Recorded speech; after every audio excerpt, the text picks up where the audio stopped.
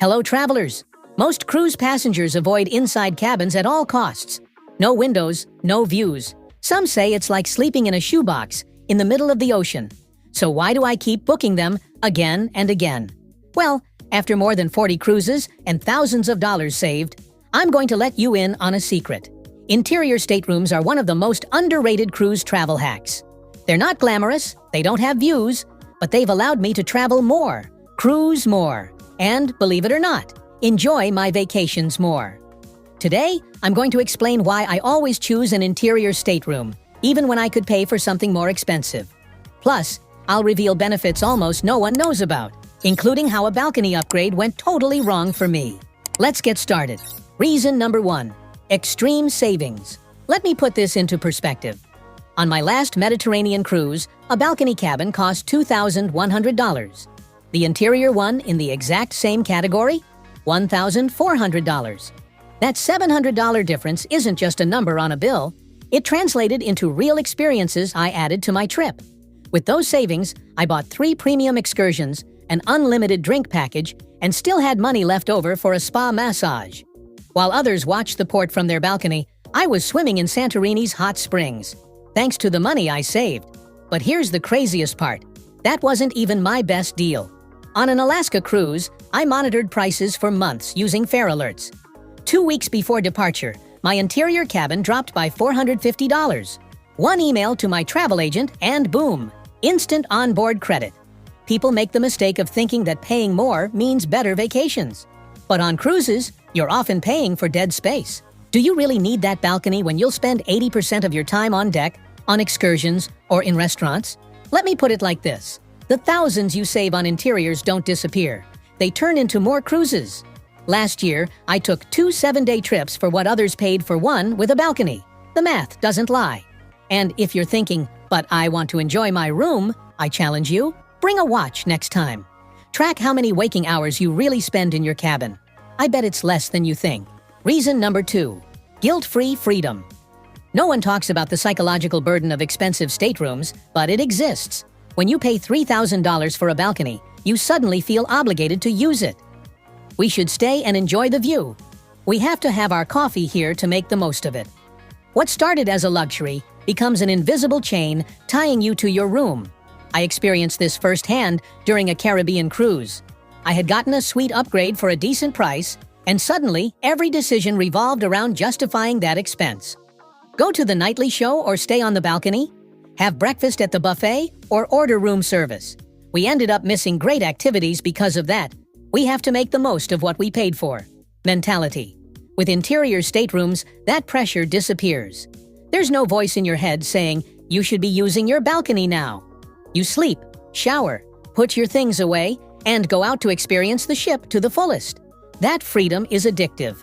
There's something liberating about knowing you're not wasting money if you decide to spend 0 time in your cabin. You can have breakfast on deck with an ocean view, read in the ship's quiet lounge, and watch the sunset from the bow without feeling like you should be on your private balcony. Interiors give you psychological permission to enjoy the ship exactly as you want, without regrets. And when you remove that pressure, you discover that the best cruise experiences almost never happen inside your room, no matter how luxurious it is. Reason number 3. Quality sleep. Here's the best-kept secret of interior staterooms. You sleep better than in any other cabin type. And it's not just my opinion. There's science behind this. When I booked my first balcony, I was excited to wake up to ocean views. The reality? Every morning at 5:45 a.m., the sun streamed in like a laser through the curtains, lighting up the room as if it were midday. I tried everything, sleep masks, makeshift blackout curtains with towels. Nothing worked. My body simply didn't understand it was time to sleep with all that light. I ended each vacation day exhausted, needing a nap instead of enjoying the ship. The next trip, I went back to an interior. The difference was ridiculous. I slept 8 hours straight without waking up once. No sunlight deceiving my brain. No water reflections dancing on the ceiling. Just perfect darkness, like a cave. And when you have days full of excursions, that restorative sleep is more valuable than any view. The craziest part is that it works at any time. Want to take a nap at 4 p.m. after a day at the beach? In an interior, your body thinks it's midnight. Need to sleep in after a late night out? No sunbeam will come to ruin it. It's like having total control over your biological clock. Compare that to window cabins, where the sunrise wakes you up even if you don't have excursions. Or balconies, where the flickering water reflection keeps you in a half-awake state all night. Interiors give you what you really need on a cruise. Quality rest to make the most of every waking minute. And don't underestimate this. When you're paying thousands for a vacation, every hour of lost sleep is literal money thrown overboard. Interiors protect you from that without you having to think twice. Reason number 4. Absolute silence. This is going to sound contradictory, but interior staterooms are some of the quietest places on the entire ship.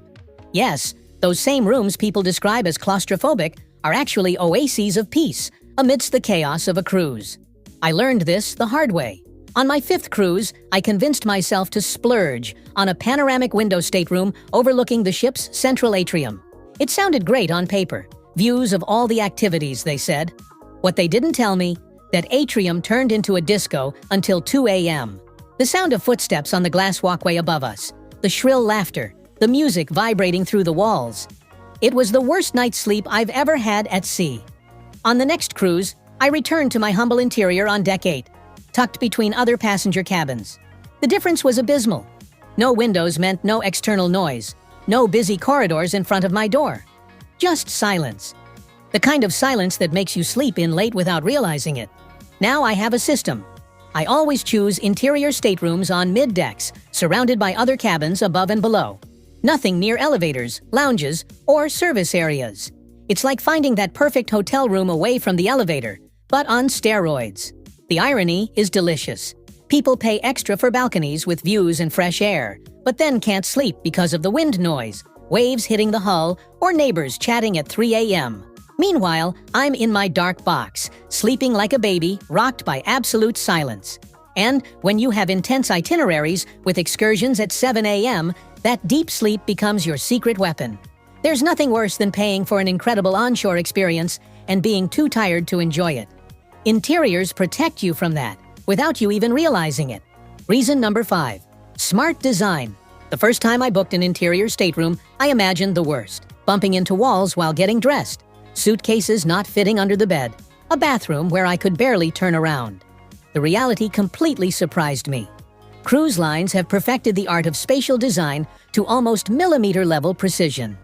My typical interior stateroom on new ships has more strategic storage than my first apartment. Closets extend to the ceiling. Beds have space underneath for large suitcases.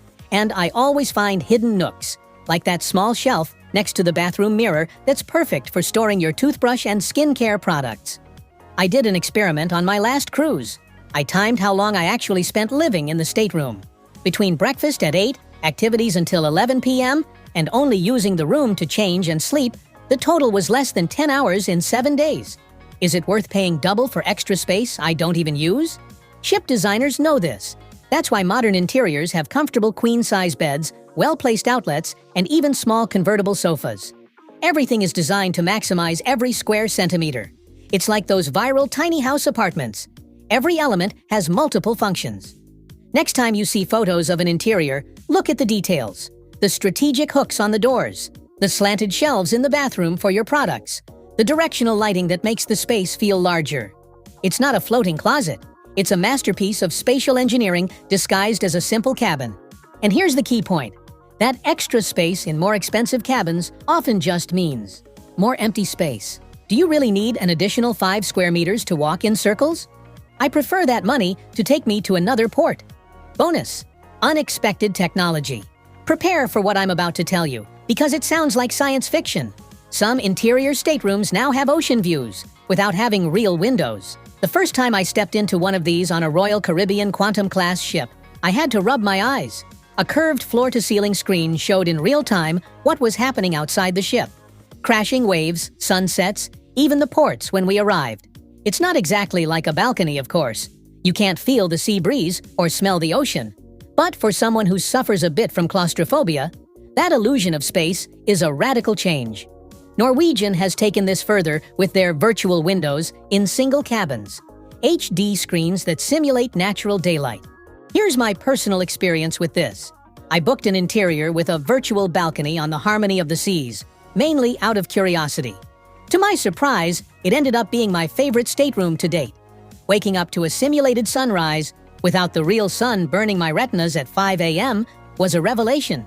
I could see the weather outside without leaving my bed, which helped plan my day. These innovations are changing the game. It's no longer a binary choice between real views or dark cave. Now, there's a middle ground where you pay interior prices but get some psychological benefits of window cabins. Does it completely replace the balcony experience? Obviously not. But for those cruises where you spend little time in the room but want to avoid that feeling of being cooped up, this technology is like cleverly cheating. And the best part is that these cabins are still significantly cheaper than true ocean view cabins. When a balcony is worth it? I'll be fair here. There are situations where an interior stateroom isn't the best option. If you're sailing through the Norwegian fjords or the Alaskan coast, where the landscape changes every minute and is a fundamental part of the experience, then yes, a balcony can be worth every penny. I learned this on an Iceland cruise. I booked an interior as always, until I saw a group of passengers spotting whales from their balconies while I had to run to the deck and fight for a spot at the railing. At that specific moment, I understood the value of having your own private piece of the landscape. You also have to consider what type of traveler you are. If you enjoy spending hours reading in private, drinking coffee while looking at the sea, or simply need your own refuge away from the crowds, the upgrade might make sense. I know couples who prefer balconies because it gives them that intimate space to reconnect. But here's the decisive filter. If your itinerary has 5 ports in 7 days, where you'll barely be on the ship during the day, are you really going to use that balcony? Calculate the cost per hour of actual use. On my Western Caribbean cruise, the balcony would have cost approximately $75 per hour of effective use. Too much for my budget. The key is to be honest with yourself. If you're someone who lives in the pools, bars, and on excursions, an interior is probably all you need. But if you long for those quiet moments of contemplation with private views, then this might be your exception to the rule. Let me know in the comments. What kind of cabin do you usually book and why? If you enjoyed this video, don't forget to like, subscribe, and hit the bell so you don't miss more cruise tips. Thanks for watching and happy sailing!